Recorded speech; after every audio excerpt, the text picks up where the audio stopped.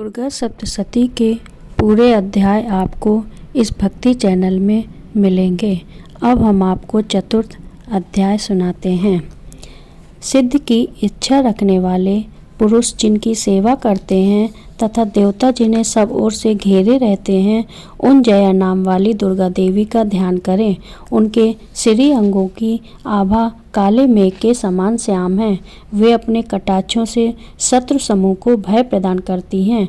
उनके मस्तक पर आबद्ध चंद्रमा की रेखा शोभा पाती है। वे अपने हाथों में शंख, चक्र, कृपाण और त्रिशूल धारण करती हैं। उनके 3 नेत्र हैं। वे सिंह के कंधे पर चढ़ी हुई हैं और अपने तेज से तीनों लोकों को परिपूर्ण कर रही हैं।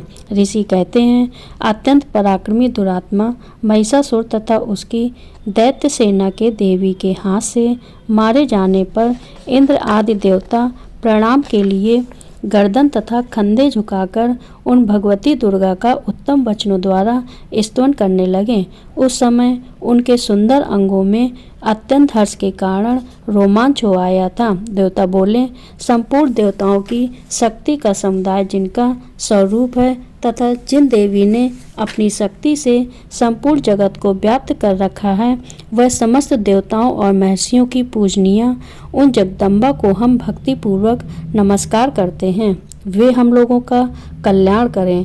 जिनके अनुपम प्रभाव और बल का वर्णन करने में भगवान शेषनाग ब्रह्मा जी तथा महादेव जी भी समर्थ नहीं हैं। वे भगवती चंडिका का संपूर्ण जगत का पालन एवं अशुभ भय का नाश करने का विचार करें।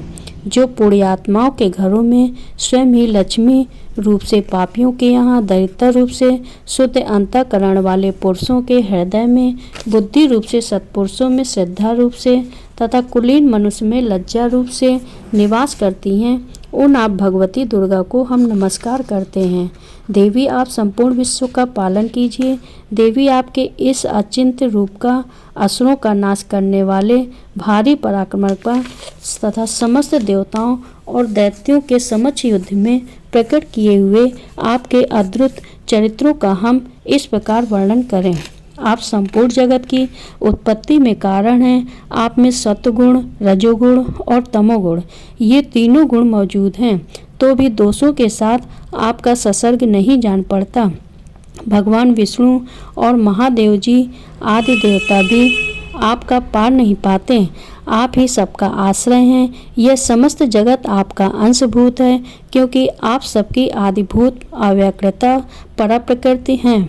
देवी, संपूर्ण यज्ञों में जिसके उच्चारण से सब देवता तृप्ति लाभ करते हैं, वह स्वाहा आप ही हैं।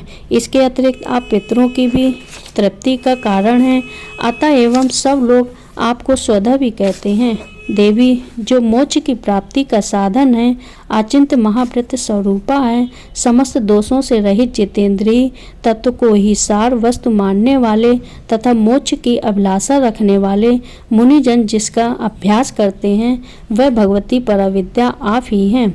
आप शब्द स्वरूपा हैं। अत्यंत निर्मल ऋग्वेद, यजुर्वेद तथा उद्गीत के मनोहर पदों के पाठ से युक्त सामवेद का भी आधार आप ही हैं। आप देवी त्रयी और भगवती हैं। इस विश्व की उत्पत्ति एवं पालन के लिए आप ही वार्ता के रूप में प्रकट हुई हैं। आप संपूर्ण जगत की घोर पीड़ा का नाश करने वाली हैं। देवी, जिससे समस्त शास्त्रों के सार का ज्ञान होता है, वह मेघा शक्ति आप ही हैं। दुर्गम भवसागर से पार उतरने वाली नौका रूप देवी भी आप ही हैं। आपकी कहीं भी आसक्ति नहीं है। कैटभ के शत्रु भगवान विष्णु के वक्षस्थल में एकमात्र निवास करने वाली भगवती लक्ष्मी तथा भगवान चंद्रशेखर द्वारा सम्मानित गौरी देवी भी आप ही हैं। आपका मुख मंद मुस्कान से सुशोभित निर्मल पूर्ण चंद्रमा के बिंब का अनुकरण करने वाला और उत्तम सूर्यवर्ण की मनोहर कांति से कमनीय है। तो भी उसे देखकर महिषासुर को क्रोध हुआ और सहसा उसने उस पर प्रहार कर दिया। यह बड़े आश्चर्य की बात है। देवी, वही मुख जब क्रोध से युक्त होने पर उदय काल के चंद्रमा की भांति लाल और तनी हुई भौहों के कारण विकराल हो उठा, तब उसे देखकर जो महिषासुर के प्राण तुरंत नहीं निकल गए, यह उसमें भी बढ़कर आश्चर्य की बात है, क्योंकि क्रोध में भरे हुए यमराज को देखकर भला कौन जीवित रह सकता है। देवी आप प्रसन्न हो, परमात्मा स्वरूपा हो। आपके प्रसन्न होने पर जगत का अभ्युदय होता है और क्रोध में भर जाने पर तत्काल ही कितने कुलों का सर्वनाश कर डालती हैं। यह बात अभी अनुभव में आई है, क्योंकि महिषासुर की यह विशाल सेना क्षण भर में आपके कोप से नष्ट हो गई है। सदा अभ्युदय प्रदान करने वाले आप जिन पर प्रसन्न रहती हैं वे ही देश में सम्मानित हैं। उन्हीं को धन और यश की प्राप्ति होती है। उन्हीं का धर्म कभी शिथिल नहीं होता है। वे ही अपने हष्ट पुष्ट स्त्री पुत्र और भृत्यों के साथ धन्य मानी जाती हैं। देवी आपकी ही कृपा से पुण्यात्मा पूर्ण प्रतिदिन अत्यंत श्रद्धापूर्वक सदा सब प्रकार के धर्मानुकूल कर्म करता है और उसके प्रभाव से स्वर्गलोक में जाता है। इसलिए आप तीनों लोकों में निश्चय ही मनोवांछित फल देने वाली हैं। माँ दुर्गे आप स्मरण करने पर सब प्राणियों का भय हल लेती हैं और स्वस्थ पुरुषों द्वारा चिंतन करने पर उन्हें परम कल्याणमयी बुद्धि प्रदान करती हैं।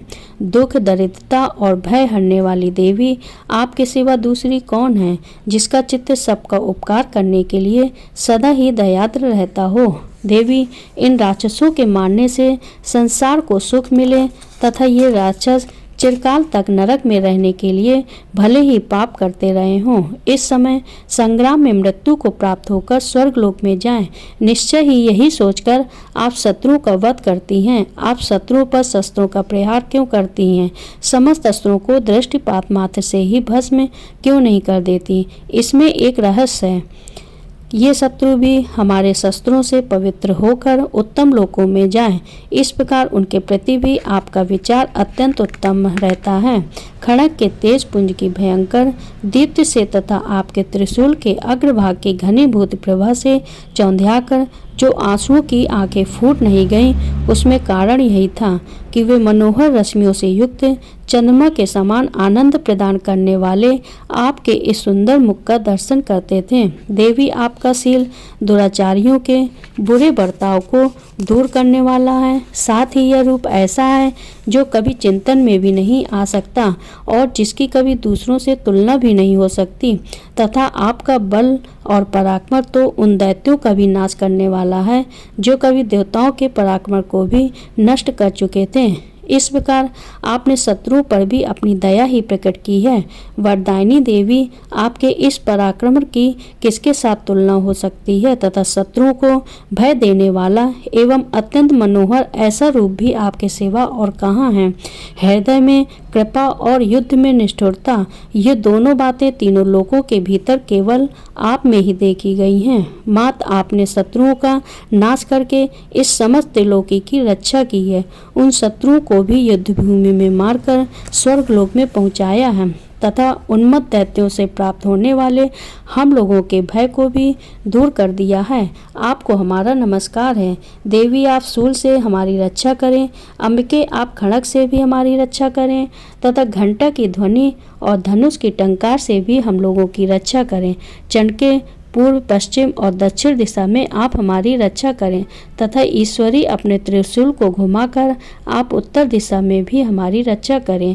तीनों लोकों में आपके जो परम सुंदर एवं अत्यंत भयंकर रूप विचरते रहते हैं, उनके द्वारा भी आप हमारी तथा इस भूलोक की रक्षा करें। अंबिके आप कर पल्लवों में शोभा पाने वाले खड़ग शूल और गदा आदि जो अस्त्रों, उन सब के द्वारा आप सब ओर से हम लोगों की रक्षा करें।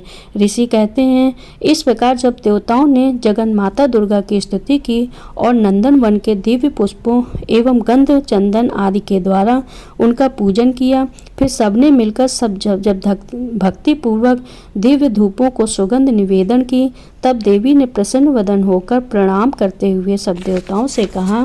देवी बोली, देवताओं, तुम सब लोग मुझसे जिस वस्तु की अभिलाषा रखते हो उसे मांगो।